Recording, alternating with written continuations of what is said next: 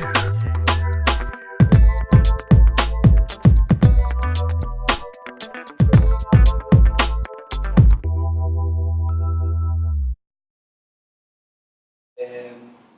então agora vamos falar um pouco mais do setor automobilístico no Brasil. Eu queria saber mais ou menos a quais motivos você atribui a crise que a gente está passando hoje. Bom, a crise que nós estamos vivendo hoje é uma crise eminentemente política, né? Eu tenho muita experiência, já passei por várias crises no mercado no Brasil e atuando no mercado automotivo, mas essa crise é diferente, é uma crise eminentemente política. Então, enquanto não houver um entendimento político e uma estabilidade, né, política, a economia vai continuar sofrendo, né, os efeitos dessa própria crise. Então é difícil fazer qualquer prognóstico, né? Eu vejo o esforço de muitos políticos em chegar a um entendimento, de propor, e de técnicos também que estão no governo, de propor ações que melhorem os rumos da economia, mas enquanto não houver uma estabilidade política, dificilmente essas ações vão surtir algum efeito, né?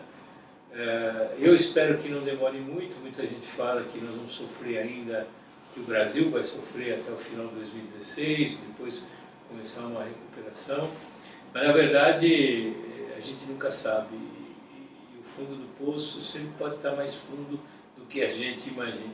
Eu espero que não, eu sou um otimista, eu acho que a gente deve chegar no entendimento, o governo adquirir uma certa estabilidade para que as ações possam caminhar, né? Enquanto não houver isso, não existe ambiente para que as ações econômicas sejam tomadas e aprovadas e causem o efeito esperado.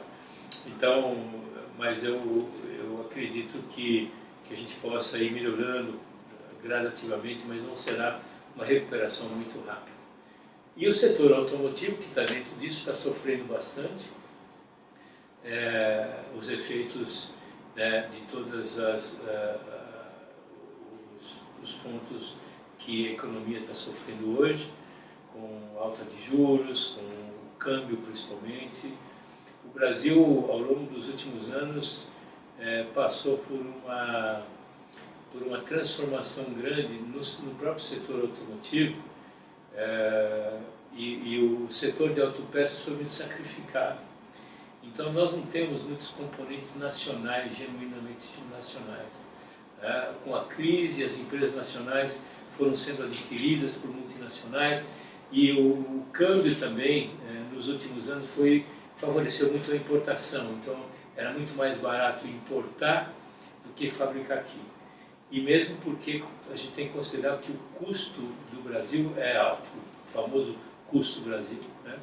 E investimentos que não foram feitos, então tudo isso contribuiu para uma destruição da indústria nacional e por um incentivo à importação. Então as próprias montadoras que produzem aqui sofrem muito também com o câmbio pelo fato de importarem também, né? Então é uma crise que nós estamos passando, mas eu sempre digo também o seguinte: o Brasil era até pouco tempo atrás o quarto mercado do mundo, com 3,5 milhões de veículos vendidos. Hoje, a prognóstico para esse ano está em torno de 2,5 milhões, 2,6 milhões, o que ainda é muito, o que ainda é um mercado bastante significativo. Então é claro que nesse momento de crise, quem consegue sucesso é aquele que consegue se diferenciar. São as empresas que conseguiram enxergar isso antes e implantarem ações efetivas para melhores resultados. Então, eu acho que isso vai acontecer, já está acontecendo, e também o Brasil amadureceu muito o mercado com a chegada de novas marcas, né? Há pouco tempo atrás era dominado por 4 marcas, né? E hoje não, hoje você tem mais de 20 marcas competindo no mercado brasileiro. Isso é saudável para o mercado, né? Muito saudável. Agora, o governo tomou também muitas ações e colocou muitas barreiras contra a importação, né? Para favorecer a indústria local, a gente até entende isso, mas o Brasil não pode ficar ilhado, né? O Brasil precisa também, não existe nenhum país no mundo que dependa só do seu mercado doméstico, né? Então ela tem que exportar, tem que vender aqui, tem que exportar e tem que importar também, até para poder ter um parâmetro de desenvolvimento tecnológico. O Brasil ainda, a indústria nacional ainda tem que caminhar muito em avanço na questão tecnológica. E os produtos feitos nos países do primeiro mundo já tem esse conteúdo tecnológico há muito tempo. Então, se a gente não se modernizar também, não adianta nada a gente ficar aqui produzindo carro popular. Não, é importante carro popular, mas não só carro popular, dependência do mercado. Por isso que o mercado brasileiro também tem um grande potencial de crescimento ainda. Não só o crescimento de volume propriamente dito, mas um crescimento orgânico também, onde os segmentos se acomodarão melhor, né? Hoje a venda de veículos premium no Brasil é muito pequena, né? Pelas próprias barreiras, né, contra a importação, mas também pelo poder de compra do brasileiro, que na medida que ele melhora, né, o consumidor tem condições de comprar um carro melhor, um carro maior, eu digo em espaço para a família, um carro mais econômico, mais eficiente, que polua menos, contribua com o meio ambiente, assim, carros mais modernos, e já existem muitas tecnologias para isso hoje no mundo afora. E o setor automotivo vai passar por grandes transformações. Acho que a grande questão que hoje está em debate é o que será o futuro da mobilidade, né? A mobilidade e a proteção ao meio ambiente são questões importantíssimas que estão sendo debatidas hoje. E eu acho que ainda tem muita coisa para mudar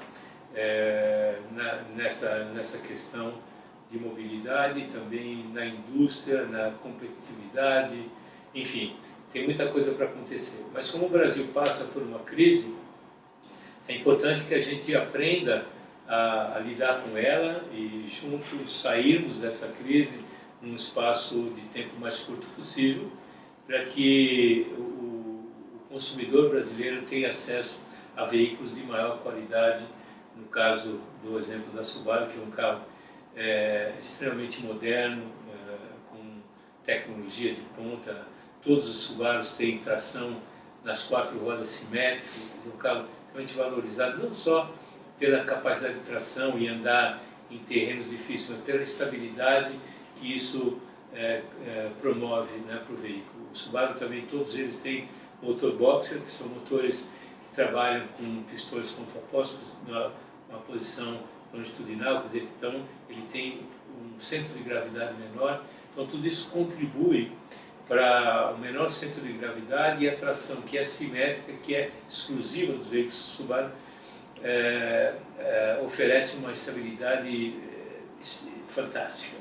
Então é segurança. Segurança, consumo de combustível menor, enfim, e prazer em dirigir, porque embora o carro possa em algum momento hoje parecer como um vilão, ele é o objeto de desejo, né, de muitas pessoas, e deve ser usado com responsabilidade sempre também. Certo.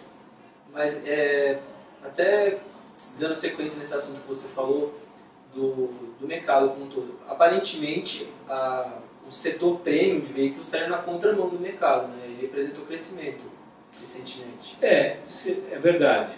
Na verdade, o que acontece com o setor premium é que com o crescimento da economia, né, nos últimos anos, e até antes da crise, o poder aquisitivo melhorou, né, e outras marcas novas chegaram, né, então o consumidor brasileiro teve a oportunidade de ter acesso a produtos premium. E também é óbvio que o comprador de produtos premiums tem uma capacidade de compra melhor do que o do comprador de um veículo popular. Então, isso também favoreceu o crescimento dos veículos premiums. Agora, não é só o crescimento, é preciso olhar para trás e ver que Em 2011 foi o melhor ano de importação de veículos no Brasil. Naquela época o dólar estava a 1,70, então favorecia muito as importações e o volume de vendas de todas as marcas premium subiram muito. A partir das barreiras que o governo colocou, como o imposto adicional do IPI, de 30 pontos adicionais no IPI, aliado ao já existente imposto de importação de 35%. Então, vou só dar um exemplo da cadeia de impostos para vocês, acho que vocês conhecem, mas é importante saber. Um carro que chega no porto, em qualquer porto do Brasil, a 100 qualquer coisa, você aplica 35% de imposto de importação, depois você aplica ICMS, que vamos falar em 12% nacional, depois tem o PIS/COFINS, que hoje é 11,6%, depois disso vem o IPI, que depende da motorização, varia a alíquota, e em cima disso tem os 30 pontos que o governo colocou a mais, 30 pontos, não é 30%. Quem pagava imposto de 25% passou a pagar 55%. Então, toda essa carga tributária, ela veio como uma grande barreira inibidora de importações. Então, houve uma queda muito grande no ano subsequente, no ano de 2012, e começou uma recuperação em 2013, 2014, mas uma recuperação lenta, né? Então, o que se vê como crescimento, na verdade, não é crescimento. Na verdade, é uma recuperação de um volume que já ocorreu no passado recente.